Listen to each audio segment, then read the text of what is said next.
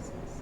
This will be a discussion that takes part in two different panels. The first one represented here is Jason Sewell, Shane Dixon, Elizabeth Mozaitis, and Jessica Sinkos joining us from China, I want you to know, from Arizona State, and they will speak to us about increasing student engagement in MOOCs through innovative course design. I welcome you from China. I'll use the mic so that the online audience can hear us as well.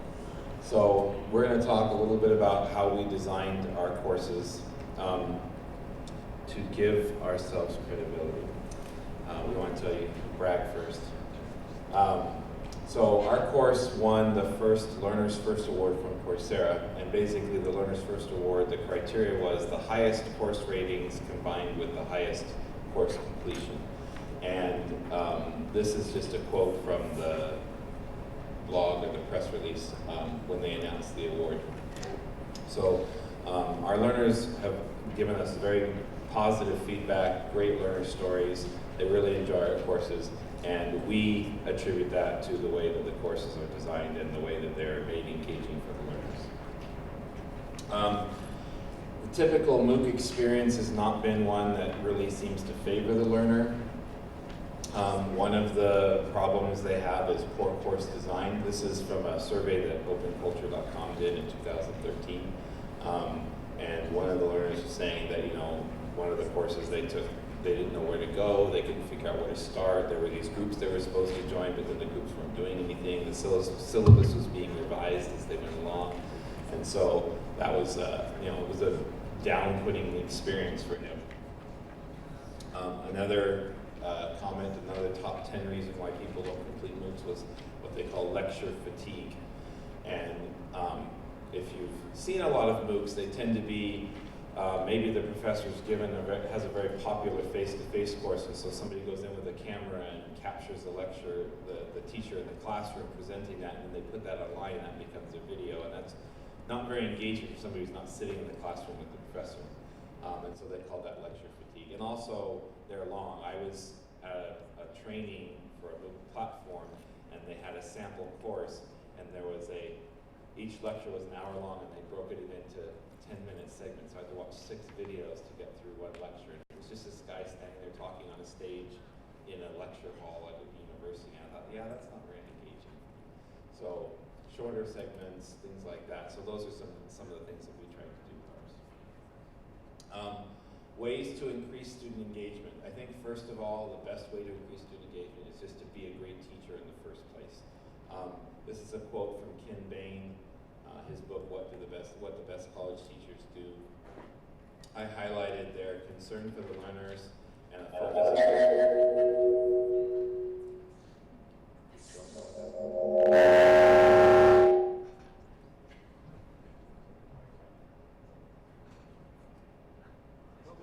okay? Can you still hear me? Okay. Sorry. Not nailing it, really. So, concern for the learners, and then a focus on the nature and the process of learning rather than on the teacher's own performance. We'll talk a little bit later about being willing to look ridiculous, for example. And I think that comes from being able to put the learners before yourself and not being over sensitive about how you look in the videos versus what the videos can do for your learners.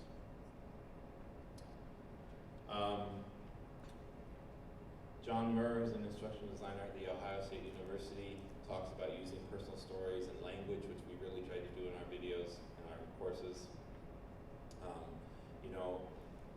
Your learners want to connect with you, they want to know who the expert is, they want to know how you got to where you are, they want to know what you know, and they want to hear your own story. So teachers who are willing to tell their own stories through video are willing to let the students relate their experiences to the stories that they hear. It gives the learners a chance to start to understand how an expert approaches the content and how somebody who's been there thinks about what you're trying to teach. Being willing to take risks. This is what I was talking about, willing to look ridiculous. Shane is our main on-screen personality, and I have done amazing things to make him look ridiculous. We painted him blue, we painted him green, we cut off everything but his head and put him as a floating head in the middle of we've done all kinds of stuff. He looked, he tells me now he has no shame because he looks ridiculous all the time in our videos. So this is really something that gets the learners engaged. It's fun. They almost forget that they're learning. And I like this quote here: "You can't force people to learn. You just got to make it interesting enough and create the desire to do it." And that's kind of the feedback we got from our learners. They don't realize that they're learning something. They're just watching the videos because they're fun and interesting, and they pick up something in the process. And so that's kind of the goal that we've aimed for. So I'm going to play a couple of clips from our courses. This first clip comes from the 4th course in our online TESOL certificate, and the premise of the course is teaching reading and writing. And so we wanted to teach how to handle 3 different types of learners in your classroom. Learners that, I can't remember now, the scarecrow learner, learners who are shy, the tin man learner, learners who don't think reading is a group activity, don't want to be interactive, and then the lion learner who is self-absorbed and doesn't really care about what's going on. And so we use the story of the Wizard of Oz to convey that message. So this is the first video, and I may show a lot of it, or I may stop it, but this is an example of how we've used stories and personal language and looking ridiculous to keep our learners engaged.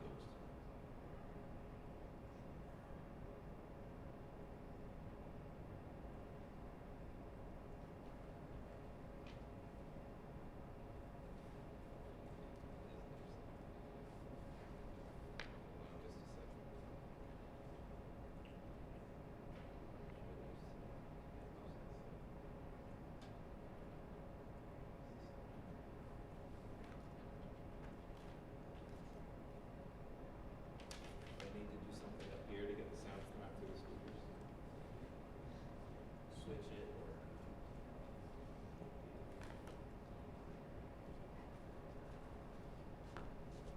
Like, try it again. Can you play one more time? I think we got it.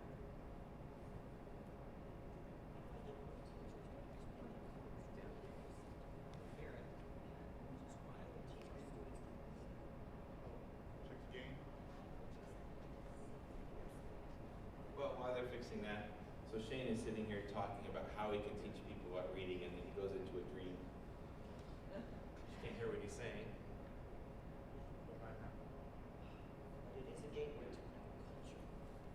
And there are so many different types of reading, so many different types of readers. What should I teach?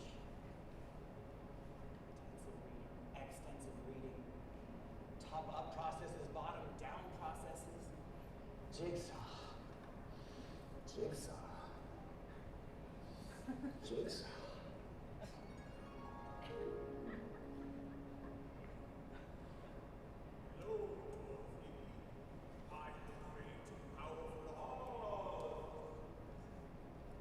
What am I doing here?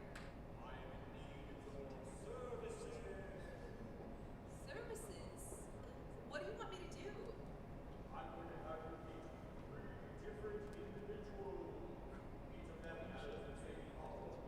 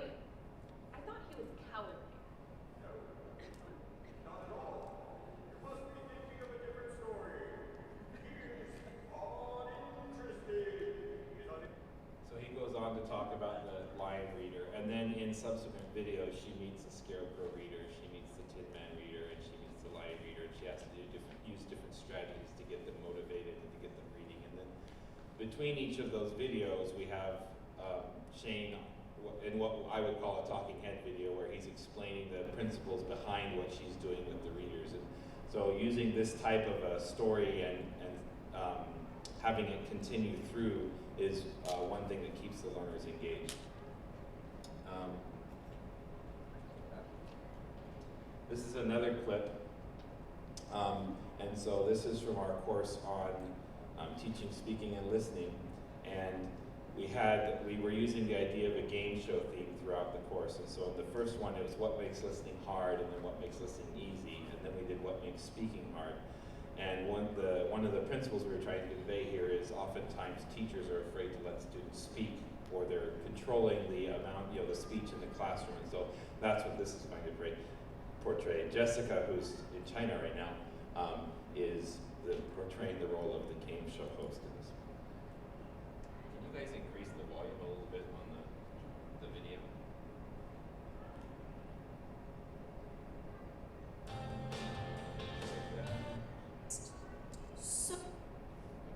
So sad for him. So good for me. Now, on to the presentation. I have a game board with 9 vocabulary words without their definitions. I will provide a definition to our guest panelists today, and they will have to correctly match the definition to the words. So simple, even my children could do this, if I had children. Producers have given me total control of this show, and so I have hired Mr. Ticulate. Hello, Mr. Ticulate. Hi. To be my assistant. He will now do what I say. Mr. Ticulate, please connect the electrodes to the guests. Yes, ma'am.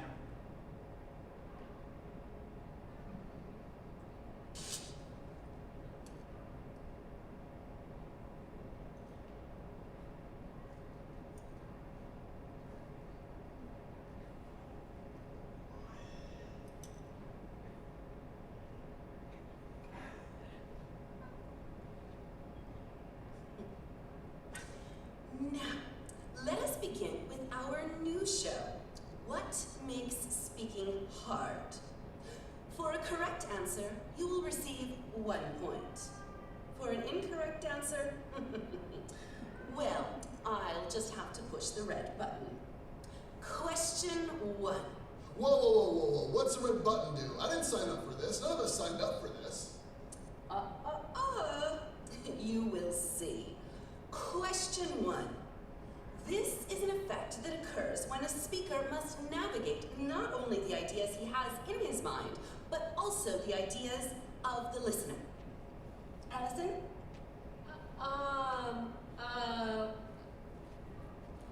The interaction effect? Allison, I am so disappointed. What? Why? That is, well, it's correct. No red button for you. Question 2. This is a problem for many learners because they have limited time to speak in classroom environments. The 5-hour problem? This is correct too. I think this show is too easy. Let's make it harder. For you, Jimmy, question 3. What am I thinking? I don't... Incorrect! Red button. Ah! Jeez, that really hurts. So you get the idea that she doesn't like students to speak. And Shane will talk a little bit later about stickiness, but the red button is one of the things that's sticky in our course, and the students, when they're on the discussion boards, are talking about the idea of the red button and what it represents. And and we have a little red button in our office now, and so when somebody comes to visit, sometimes they have to push the red button. So things like that really, those are some of the things that kind of really make it engaging for the learners. And next up is Shane, who's going to talk about some of the multimedia principles that we utilize when we're designing the videos in the course.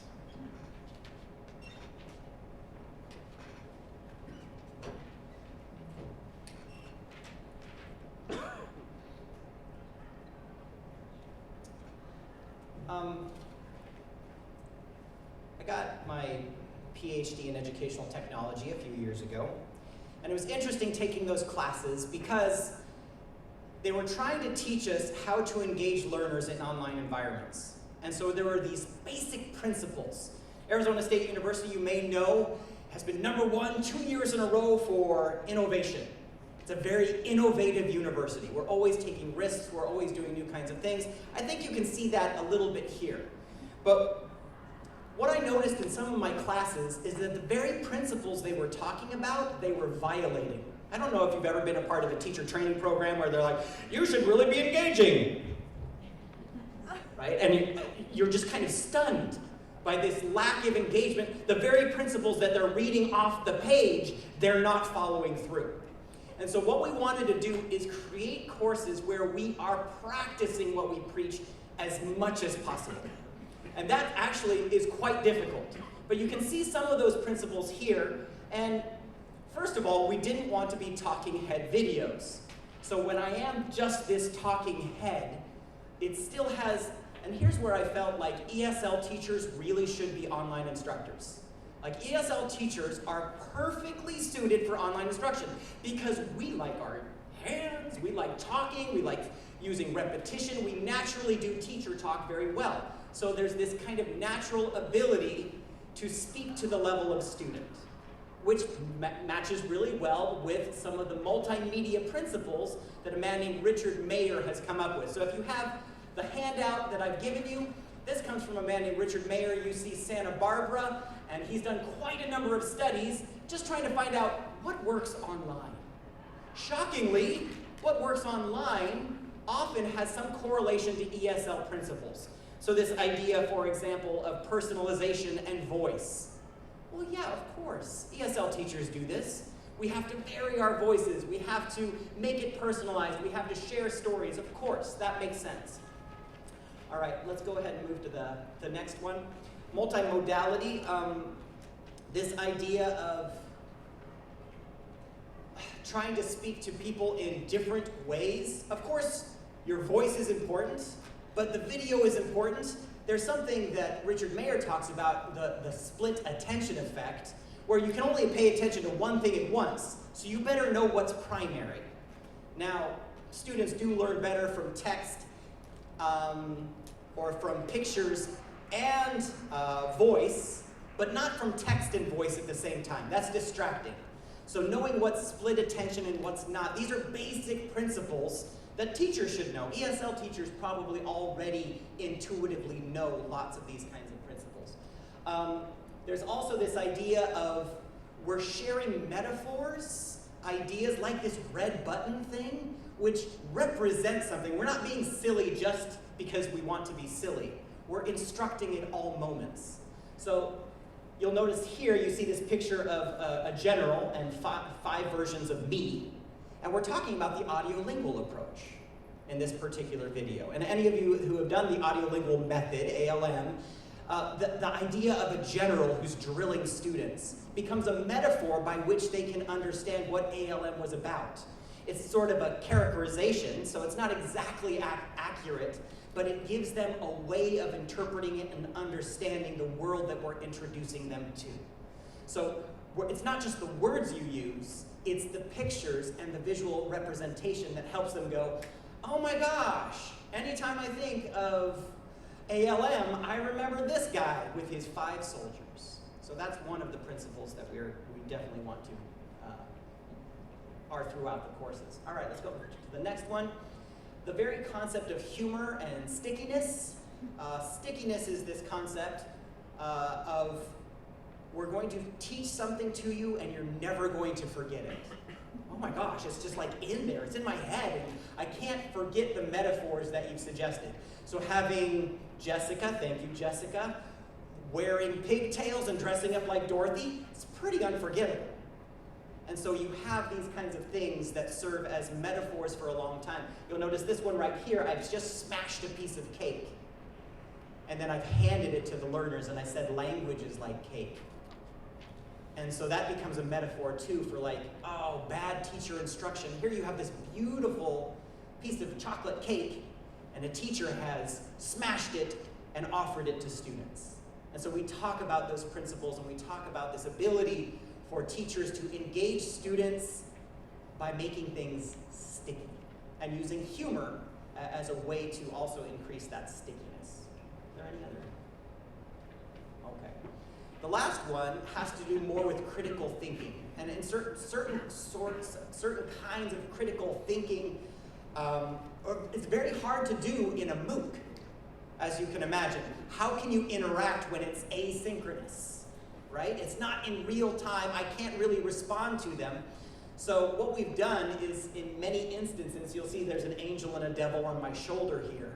We actually provide positive and negative viewpoints for many of our principles. So, for example, if we're talking about the audiolingual method, we've given an example of it. We've done this Army thing. Now, the angel will talk about what's so wonderful about the approach, why it's been so useful, the things that we've gathered and garnered from it, whereas the devil will say, this is terrible, it's awful. And then we invite the learners afterwards through essential questions and through discussion boards. We're inviting them to do some of that critical thinking and take a stand. Do you agree with Mr. Devil? Do you agree with Mr. Angel? Or is it somewhere in between, which is an inevitable choice for most people? So that's the kind of principles that we're using. Again, a lot of these principles come from ESL, and online instruction is just kind of a way of melding and gathering them together. Honestly, for all of you that are interested in MOOCs, ESL teachers make great MOOC instructors, and I highly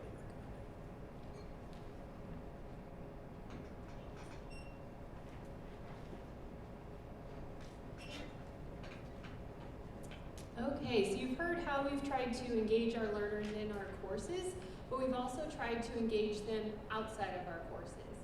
So we started this with some social media outlets. So we started with Facebook, and we posted resources and articles that teachers could use. And the really cool thing about our learners is that we have a wide variety. So we have teachers that are just starting out, just beginning, but then we also have veteran teachers. And we have teachers that are getting advanced degrees. Some of them own their own language schools. So they're all interacting on Facebook, and some of them started sharing resources as well. And then we featured some of our learners on Facebook. So we really felt like we got to know them. We actually had a learner that moved to Arizona because she was so inspired by our program. And I had a colleague that asked me if one of our learners was my relative because she was interacting with me so much. So we really feel like we get to know our learners.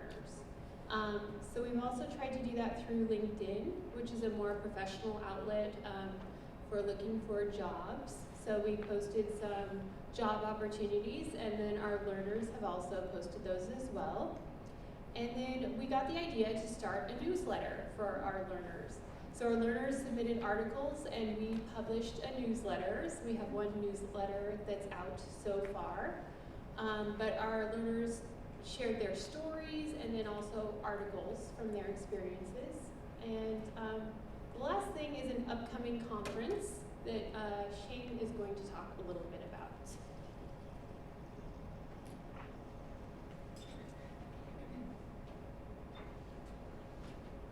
I'll also be presenting tomorrow on transmedia.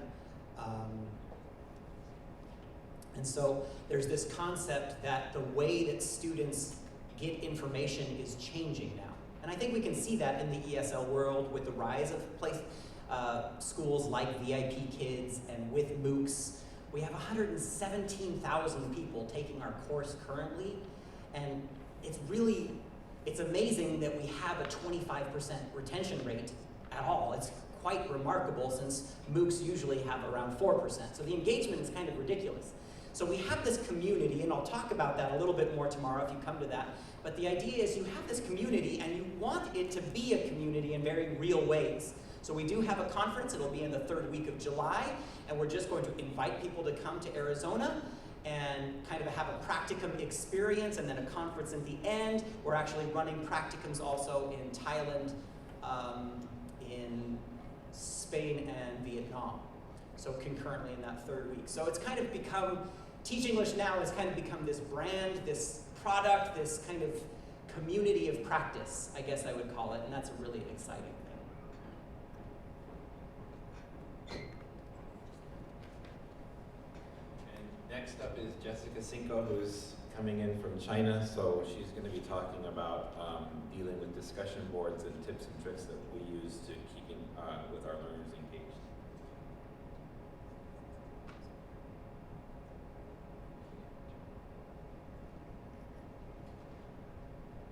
Go ahead, Jessica. Go ahead. Can you hear me? Oh, yes. Am I up? Okay. Can everyone hear me okay? Yeah. I hope that was a yes. Okay, so I'm going to talk about some tips and tricks for the discussion board. And this is where our learners come to just like really interact and ask questions, but also, you know, just make comments and leave them there. So one of my first tips is to always stay positive. And by you staying positive on the discussion boards and encouraging the learners, that really creates just a really positive atmosphere for the discussion boards, promoting students to interact with each other, promoting them to interact with you yourself. And so I really enjoy working on the discussion boards because I just love hearing what the learners have to say. And that brings me to our next point, is that sometimes learners might not be so happy. And because this is an online platform, people are a lot more direct and critical with some of their feedback. And we've learned that if we just let the learners answer each other when there might be someone who's not so thrilled or something, a lot of times if we step back and let the learners engage with each other and figure their own problems out if someone's not so happy, that's a really good way for us to still maintain that positivity on the discussion boards, and then let them as well work through their own issues with each other. Because usually one of the learners will pop on and say, no, wait a second, I don't know if I agree with you if there's someone that's getting a little bit negative. And that leads to our next point, which is mentors. We've handpicked quite a few of our own mentors. These are people that we've seen really active and encouraging and uplifting on the discussion boards, people who are able to think outside of the box.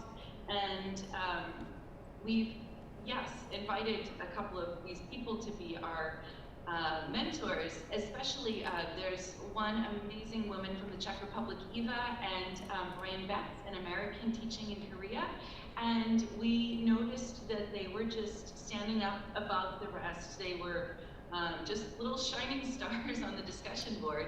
And so we reached out to them personally and invited them to be mentors.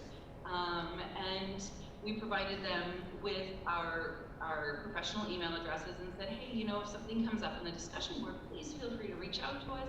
And so we've been able to build these connections not only with our learners, but then with our mentors. And then if the mentors can't answer something in the discussion boards, they defer to us, and then we can step in and give a hand, or if it's something that's a little bit touchy, we can advise our mentors how to answer, and they can answer instead of us. And finally, my last point is randomly pop on the discussion boards and offer words of encouragement, whether it's in the meet and greet area where people are introducing themselves. I like to say, hey, oh, that's great to hear that you're from so-and-so, wherever country you're from. I visited there in 2000-something and had a great time. As well as just commenting, responding to their comments. If someone said, hey, I really like this video, I like to pop on and say, hey, that means a lot to us, thank you so much. And I can tell you when Dr. Dixon pops on the discussion boards, the learners kind of go kind of nuts. They get really excited. They're like, oh, Dr. Dixon responded to me. So no matter who it is that responds, if they've seen our face, they really get really jazzed about us responding. And yeah, it's quite fun. Elizabeth has been a huge help on the discussion boards as well, and together we've learned these tips and tricks together. So yeah, I'll turn it back to the rest of my team. Thank you, Jessica. Yeah, I just wanted to comment. We really utilize our mentors on Coursera. We have, in our 8 courses, we have over 140,000 learners, and so there's no way we can interact with all of them at once. And we have about, I don't know how many mentors, like 10? Something like that, yeah, probably around 10. And they were already on the discussion boards and answering questions anyway and dealing with some of the things and responding positively when people are you know, like, oh, I don't get this concept, or they're able to explain it. And so utilizing those mentors really also increase the engagement, like Jessica was talking about. For those of you that don't know, a mentor is a volunteer who's taken the courses on the Coursera platform. There are mentors in other kinds of platforms as well, but at least on the Coursera platform, a mentor is someone who's taken the courses and then volunteers their time. And sometimes they spend tons of time for free for you, for your courses, and it's just wonderful. We have a mentor right here. Morning. Of course, I prepared all my course on Coursera platform, and I finished it. And after that, I started to be major with different programs that you have. And well, I have around 1 year doing that. And now I'm just finishing the TESOL program that I have. This is my last course. I'm just starting now. I really have done many activities and courses using the MOOC. Really, for me, it's amazing to be here and to see you personally. Really, for me, it's amazing. Thank you. And it's free. Meaning that I have tried to spread the voice about Coursera and the other program that you have, because really, for the teachers that need to get a new performance in their own resume and get new knowledge, they don't have to move from the country. It means that you can prepare yourself online. You need only internet at the time to get connection and to prepare all your activities. But really, it's great because you can get certification from different universities around the world. Thank you. Thank you. Do we have time for questions? Okay. We have about maybe 3 or 4 minutes for questions, if anyone has questions. So if we have any presenters or people online who might have a question, or here in the audience for our panelists? Yeah. I've used Coursera extensively, and I wonder, do you use human assessment and have the students read each other's papers or anything along those lines? How do you do assessment? Peer review. So yeah, we use peer assessment a lot, peer review, Coursera calls it. So Shane was talking about our essential questions, and a key component to almost all of our courses is the students are answering a question, and they have to, you know, the other students are then reviewing their answers based on certain criteria. The project part of our course that students are completing at the end is a portfolio, and so they're working on various pieces of that portfolio throughout the courses. So each piece of that portfolio is also then reviewed by their peers before it gets sent to us, and it helps them think. You know, it helps bring in that critical thinking component that you can't really get through like a multiple choice or short answer quiz. So.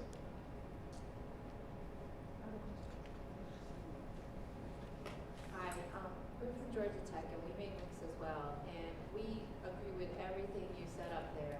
But for us, the biggest issue is time.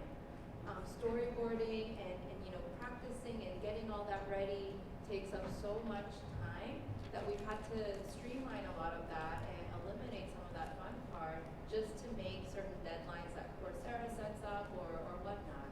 And so we're curious as to how much time you guys put into this, or if it just comes out right away. And I'll speak to that. You know, one of the things, like when you're designing something that you truly love, you truly believe will help other people out there, you kind of end up, because we're all teachers here, you end up working extra hours because you really believe in it, right? And that's what ends up happening. So I really try to inspire my team so that they become my slaves. But the truth is, absolutely, if you want to go, like, if you need a hug, I totally understand, like, we're suffering too. Like, it is so much work to do it well and so little work to do it terribly. Yeah, it's a huge difference, absolutely. Could we get like some specific numbers on the workload and the hours? Yeah, let's talk after. Okay, sure. Yeah, that'd be great. There's a question back there. A question? Yes. My name is Abdoulaye Diallo from Senegal, West Africa, country that is at the furthest tip of West Africa. I'm here as an alumnus for the IVRP International Visitor Leadership Program, and it's really a great opportunity to attend the TESOL event. Now, relating to my professional development training, I registered for a 5-week MOOC program with the University of Pennsylvania on business and entrepreneurship, another one with the University of Berkeley, and the e-teacher certificate with the University of Maryland, Baltimore County. All of them, sponsored by the U.S. Department of State. As a professional, I'm aware and have realized how attending this professional development training have impacted on the quality education for me as a professional first, but at the same time for my students and the teachers I interact with. Now, to go for this program, register on them, the easiest way maybe to get to be sponsored by the U.S. Department or other sponsor. But my question is, how can you facilitate for other teachers like me who are in areas that having access to the U.S. Department is not always easy? Now, what are the other opportunities that you are ready to set for them so that registering on online projects, training can be easier for them? Thank you. So, just to clarify, what are you asking? How can someone, say, in a limited access area access something like this, or how can we make it available? Is that okay?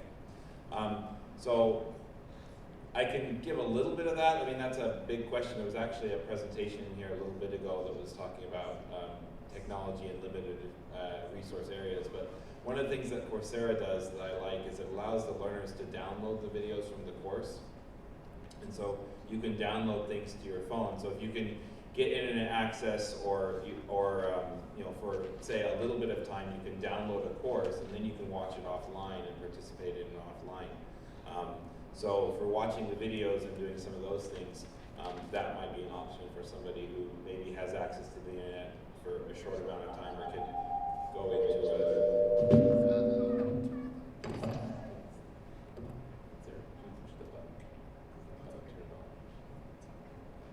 Anyway, so downloading the videos or,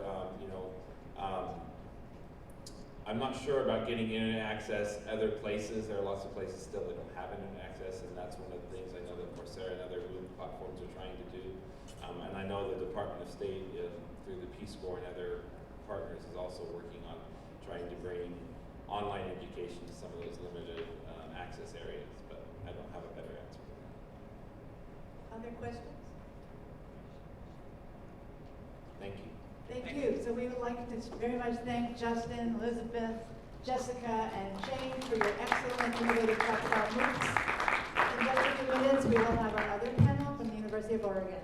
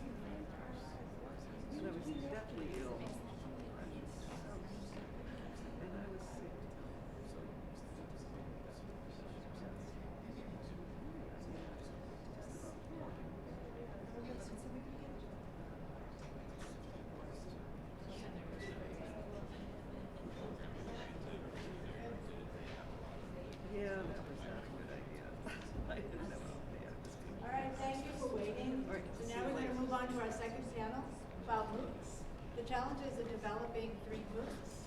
This is with Jennifer Morris, Jennifer Rush, and Thomas Tasker, who explain the idea and the process from concept to realization of the MOOC at the University of Oregon. Welcome. Thank you. Hi, everybody. So we're going to get started by sharing with you the fact that the 3 of us were on different teams to develop 3 different MOOCs. And 2 of those were actually English language MOOCs, and 1 of them was teacher training. I was part of the English for Nurses MOOC. Is that better?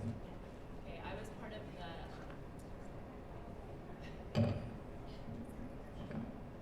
I'm Jennifer Rice, and I was involved with making up the English for Nurses MOOC, which was a language learning MOOC for intermediate level English language learners who are already in the nursing field or hoping to be in the nursing field soon. And this is my colleague, Jennifer Morris. So I'm Jennifer Morris, and we developed a teacher training MOOC, which was directed at teachers who wanted to improve their skills in the classroom, creating engaging environments for the English language classroom. So this was for, we tried to identify it as a MOOC for teachers. Hi everyone. Sorry. So for the Tell Your Story in English, I worked with Shar Hyman and Beth Shepard to develop this MOOC. It was created for teens and young adults who were at the intermediate level, around the intermediate level proficiency, where the participants would read short stories and discuss those stories in a discussion forum and write a personal short story over the 4-week course. And today we're going to talk about the lessons we learned while we were developing those 3 MOOCs. So we have all come from backgrounds where we had experience developing very high-profile online classrooms, and we were working with teams of people who were asked to develop a MOOC for the first MOOC for our university and the first MOOC for our department, and kind of get our feet wet in that venue. And so we don't have the experience that Arizona State just shared with you, but we have the beginning experience that might be a little bit interesting to some of you wanting to get into MOOC development. So just a show of hands, how many of you have taught an online course before or developed one? Okay, and how many of you have taught or developed a MOOC? Okay, and how many of you have taken a MOOC? Okay, so we have a pretty experienced group here. And for us, it was a totally different animal developing a MOOC than it was to creating an online course. They're just so much bigger, and there are many limitations set because of that size of audience that you're dealing with. So our teams all started out with researching various platforms that could host our MOOCs. And there are a lot of them out there. We looked at Coursera, which is the one that Arizona State talked about. We looked at edX. We looked at the Blackboard site called, I'm drawing a blank here what it's called, but I think it's called CourseSite, is the Blackboard version of MOOC. And then our university was actually using Canvas, and so we looked at Canvas Network. And we weren't sure which platform we were going to use, so we had to do a lot of research on that. We actually joined classes just to see how some of the other classes were working on MOOCs. We developed a sandbox and played around in that sandbox, which was basically like a blank MOOC platform site, and tried to get a feel for what it might be like to actually build our courses on that MOOC platform. And we also read a lot of articles and about experiences of other people who had developed MOOCs on various platforms. And what we realized actually was that you're not really going to know how it works or what it's going to be like until you get in there and actually start building your specific MOOC. So it was really tricky and eye-opening for all of us. We thought we were going to be just smooth sailing with all this online course development, but it was actually quite a tricky process. So we figured out, regardless of the platform that we've eventually chosen, we needed to have some components that were similar. And as you know, when you're putting things online, there are copyright issues. You can't just throw anything up there. So we had to research what was already available and find out how to get permissions if necessary. So oftentimes it costs money to get copyright permissions, or it takes a lot of time, and so we decided to use images and articles that we didn't need permission for in most cases. And in some cases, we actually wrote our own articles so that we wouldn't have those issues. And through our department, we were able to get some e-publishing through our bookstore and possibly, the rights and royalties that might come with that later on down the road. So that was something to think about. And in our group, the English for Nurses course, we actually had a lot of time before the platform was actually determined. And so in our group, we decided that the best thing to do would be to sort of make 3 columns. What our ideal course might look like, what a bare bones, stripped down course might be, and what a compromised course might look like. And that actually worked well for us. We quickly learned that our ideal course was not going to happen because of the price and logistics of all the audio and video materials that we would need. And so it was good that we had thought through in basically 3 price points and 3 complexities of course. We also dealt with a lot of very long delays in permission to use materials.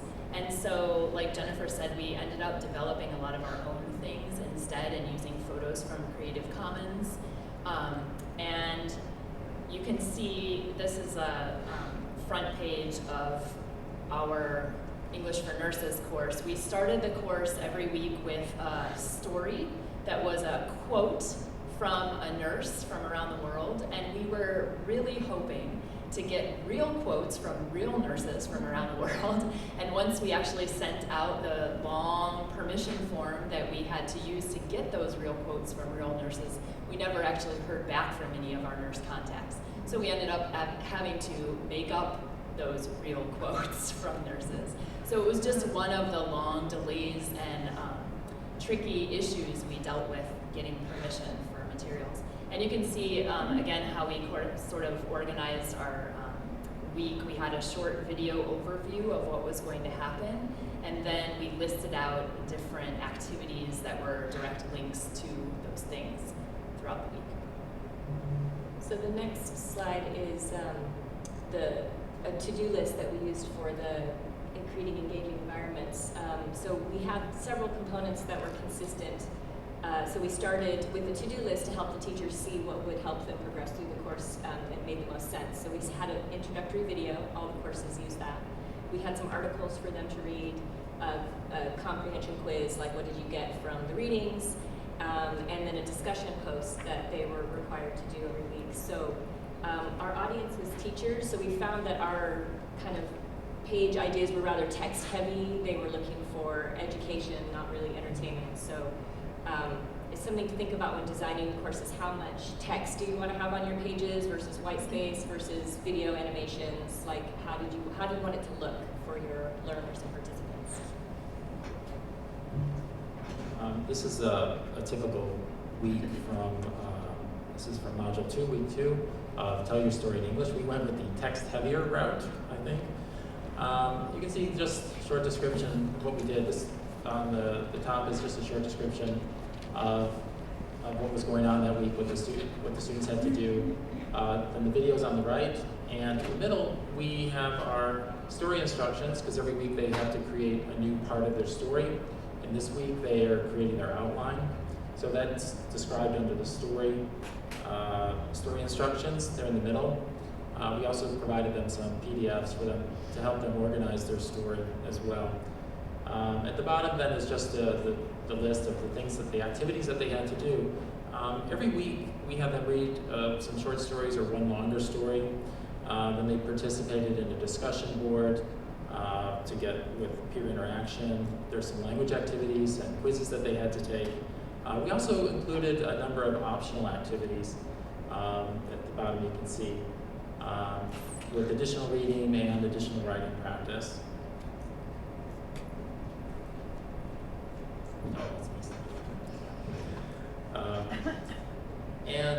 Move on now and talk about creating AV materials, which has been talked about in the previous talk.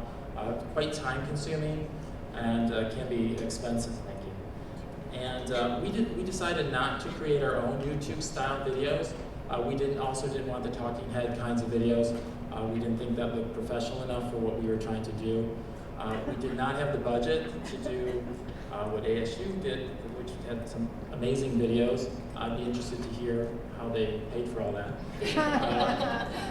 But we did spend a lot of time. It's very time-consuming to find that middle ground, something that wasn't too expensive, something that was in our budget, and something that would still look professional. The next point is about accessibility requirements. Our university, its policy is to accommodate all possible participants, and so we had to make sure that all the text we created were accessible to everyone. And for all 3 MOOCs, we had one person, Linda Wesley, who was responsible for making sure any of our videos and all our materials for the course met those accessibility requirements. We also were concerned about keeping uniformity for branding purposes. We wanted the University of Oregon logo, the way we structured all the 3 MOOCs to look the same and have the same level of professionalism. So I'm going to advance this slide. No, I can do that. Just to show you this slide, this is from Tell Your Story in English and the Nurses MOOC, just to show you that we're concerned about similar branding and showing the same kinds of pictures and the MOOCs to have them look similar. So one concern we have and had at the beginning and still have is that this might look outdated fairly quickly. We've done videos for other projects that we look at them even 2 years later and we just think, wow, this really looks old already. So that's a concern. You want to try to do the best you can originally and knowing that you might have to redo this later. And as we talked about already, it can be expensive in terms of time and resources that you have to commit to this. So the takeaway point is, the route we went is to use audio only with whiteboard animation, and sometimes with just still pictures with the voiceover audio.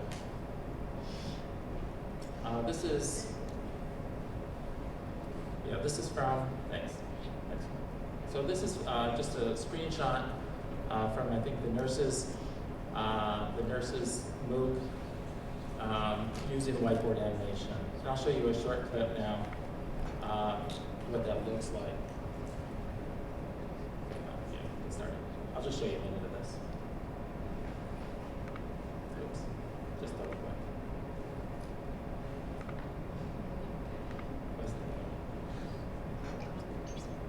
So there it is. Is there volume?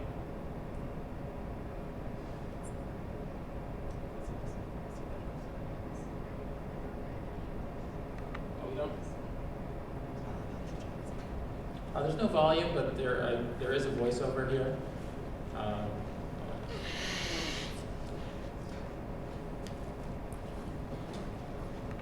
Well, you can see it's again, this is just a whiteboard animation. It's pretty simplistic looking, but the amount of effort that went into just producing something at this level was pretty extensive. Ask questions about your classmates' stories and answer their questions about yours. The more you write and tell others about your ideas, the more you will learn. Do you want to make your story more colorful and interesting? One way is to use adjectives. Adjectives make a clear picture in the reader's mind. We will study adjectives this week for vocabulary. In grammar this week, we will go deeper into the grammar topics we studied last time. You will need this knowledge. Okay, so you get the idea. That was just the whiteboard animation. So this is our daily materials, just a screenshot for the teacher training MOOC. And so we used a mix of animation and whiteboard with the voiceover. So there was closed captions with some text so the students could read it, but also watch visually what was going on. It was fairly time consuming. It was really hard to get the animation and the voiceovers and everything matched up. We had a separate company that we used, a third party, to create the voiceovers and the animation, and it took a lot of time. And so when you're planning your MOOC, you need to think about how much time it's going to take and what kind of professional help you're going to need to get that done. And we had to make sure that a lot of the images were appropriate for the audiences that we were aiming for. So we had to send back the animation more than once because, for example, the female teachers were wearing short skirts. And we thought, well, if this goes out to our populations in other countries where this isn't appropriate, this makes a completely different kind of video. So there was a lot of back and forth to make sure that there was not only appropriateness of the words and the sounds, but also the pictures and the images that we would be sending out. Another problem we ran into were the voiceover actors that we hired weren't really sure how to talk to English language learners. And so we had to send it back several times to remake them because we had the sort of robotic, I mean, you know what it's like, yeah, the really flat, they think they're speaking to English language learners, so they slow down and it sounds bad. So we had to send it back several times to get it sounding more professional. So our advice about your audiovisual materials is really leave a lot of time for that, leave a lot more time than you think you're gonna need because there was a lot more back and forth than we had anticipated. So once we actually had a platform determined for our MOOC, our university ended up going with Canvas Network because we were already actually using Canvas in the face-to-face university courses, and it just kind of made sense. We soon discovered the limitations that Canvas Network and probably many other of the MOOC platforms had. And one of the ones that really affected the English for Nurses MOOC was that there was not a way for students to actually practice anything without quizzing them. And so language pedagogy, if you want to follow best practices, you need to have the students practice and get some feedback before you're actually scoring them on something. And the only way we could figure out how to do that in Canvas Network was to actually use the quizzes as practice platforms and just have kind of like a warning before every quiz started saying, this is actually not a quiz, this is practice, but go ahead and press the start quiz button because that's the only way we could figure out to bring that interactive, formative feedback piece into our MOOCs. And so that was one of the limitations we faced. So for the teacher training MOOC, we did use the quiz as a comprehension feature after they read the articles. We actually used the quiz as a quiz. But what we ran up against, our main problem was that we wanted our participants to be able to give each other feedback. And in Coursera, there's peer review functions, but in Canvas Network, there's not. So we had intended for them to complete a project and receive peer feedback, but that wasn't going to be possible.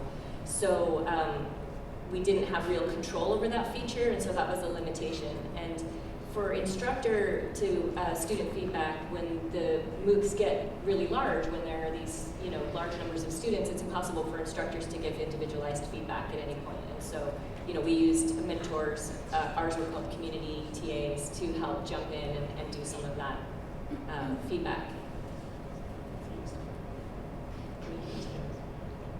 10? Yeah, I think we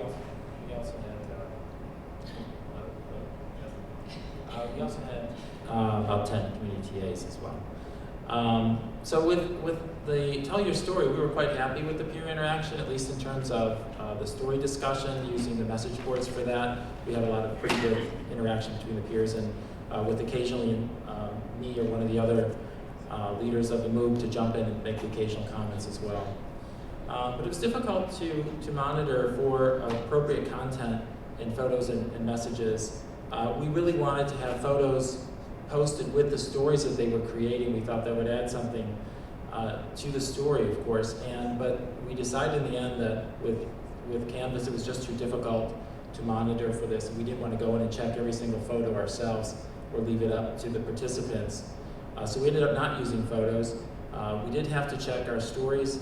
We had finally, I think, 250 participants submit full short stories that we had to look over individually, of course, to check for content. We ended up deleting just a few of those for inappropriate content.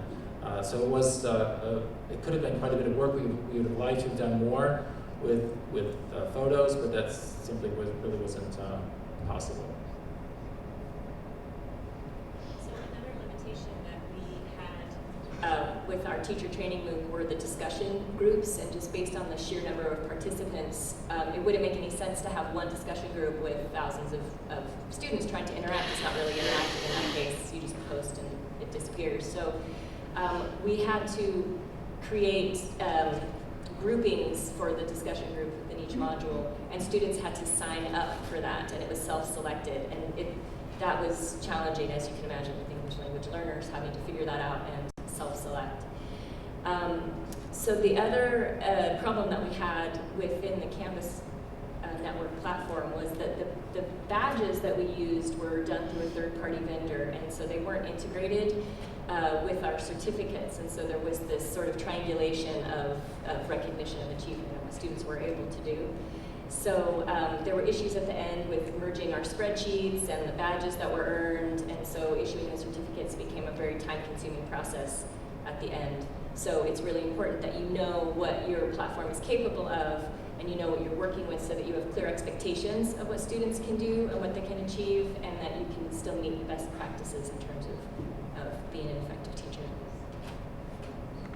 So this is a brief example of the badges for the nursing MOOC. So we were able, within the Badger vendor, to create our own design for badges and color schemes and any wording that you wanted on those, and these were issued after the successful completion of each module. So the students had certain requirements that they had to meet, whether it was reading or participating in a discussion, and they would be issued a badge for that. So this is a screenshot of the discussion group page for the teacher training MOOC, and so we had, each module had a discussion group set up, and we had over 5,000 students, so we had to figure out how we could have them actually interacting in a real way. So the students had to enroll in a discussion group for a module, but then in order to discuss for the next module, they had to unenroll from a discussion and then re-enroll in the next discussion. And this was really problematic for this platform because it was very difficult for students to understand how to do that. So it was pretty unwieldy pretty quickly. So each discussion group, we limited the number of participants to about 100, and so you can see Module 2 discussion group had one student join it. Like, there were major issues with getting students to actually be able to discuss. So we decided to have interest sections so that hopefully the teachers could interact with people who had similar interests. So we had the teachers of adults, teachers of children, etc. So we might have chosen to create fewer options had we known the numbers, but with a massive online course, there's no way to know how many students are going to enroll. So we were kind of guessing at that number.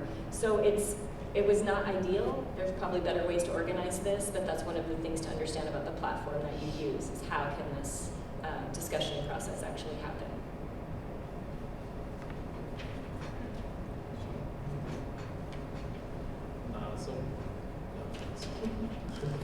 So here you see the numbers of what the enrollment numbers were for our participants.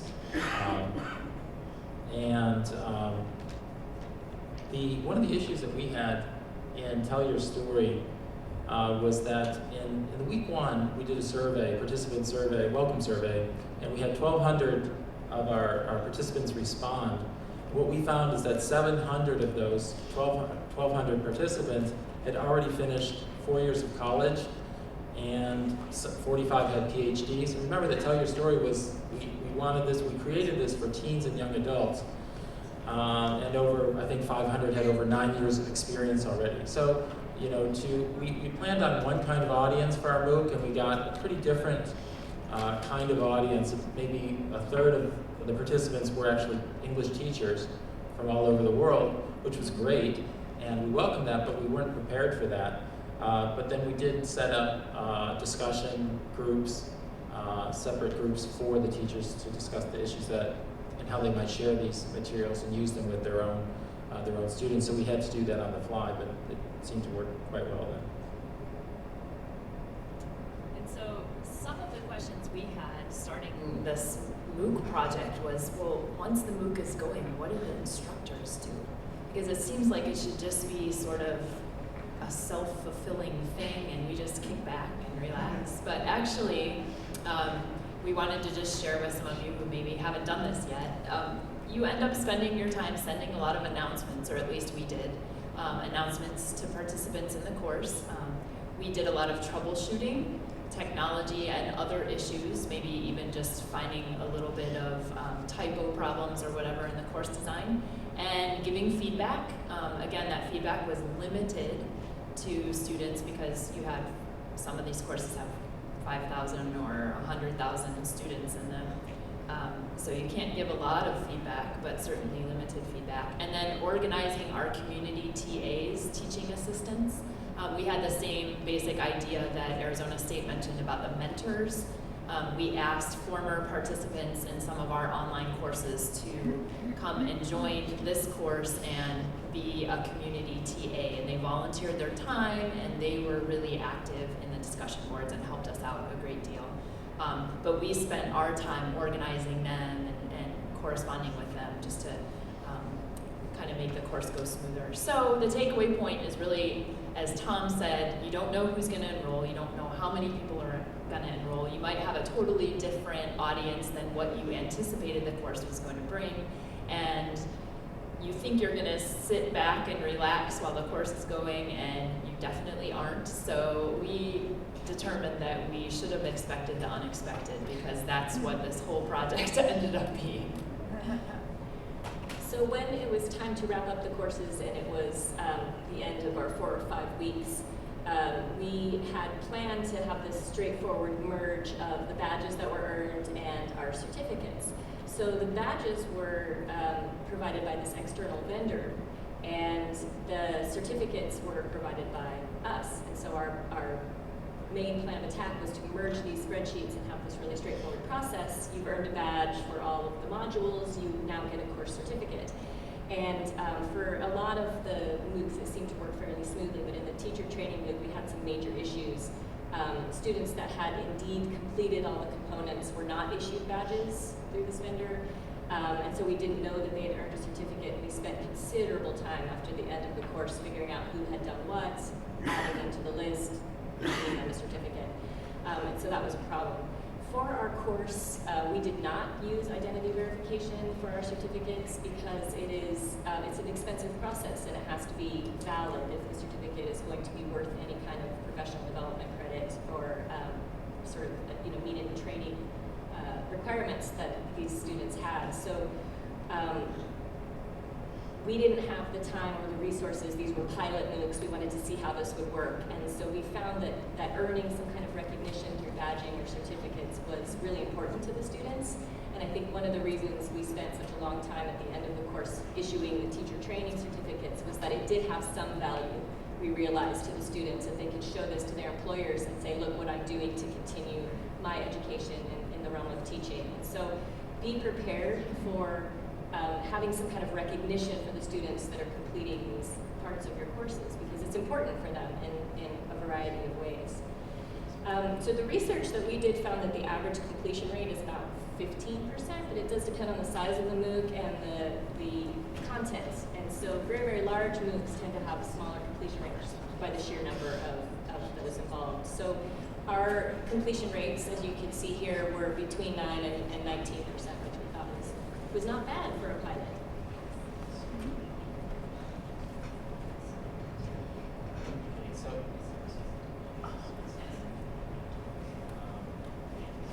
So these were pilot MOOCs.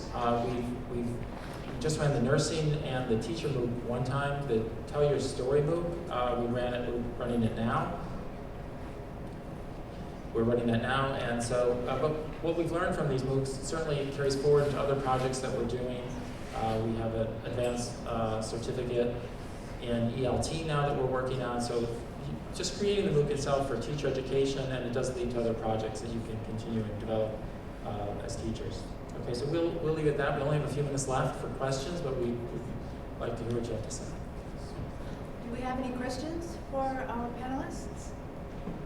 None in the online community? No. Yes.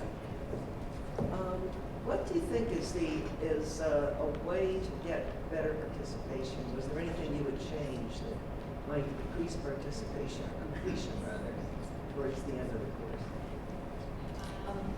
to say that, you know, based on the data, our completion rate was actually pretty good in all 3 courses, and so I think that's just the nature of the MOOC, is that you just have to kind of realize that it's going to be a low percentage of the students who actually complete. But to get more completion rates, I would say that you need some kind of interaction, more personalized, and so that's not what a MOOC is, right? A MOOC is massive, and to be more personalized, I'd say you either have to have hundreds of TAs working in there, or have a smaller course. Do you guys have to say that? That makes sense. Would you use Canvas again? I don't think we have a choice. In our institution, we don't have a choice, but the limitations were frustrating at times. So doing that kind of research ahead of time and knowing what your institution would support is a big part of creating this.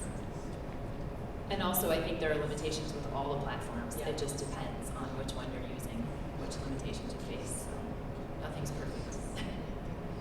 Okay, we'd like to thank Jennifer, and Thomas for your innovative and informative panel discussion. Thank you very much.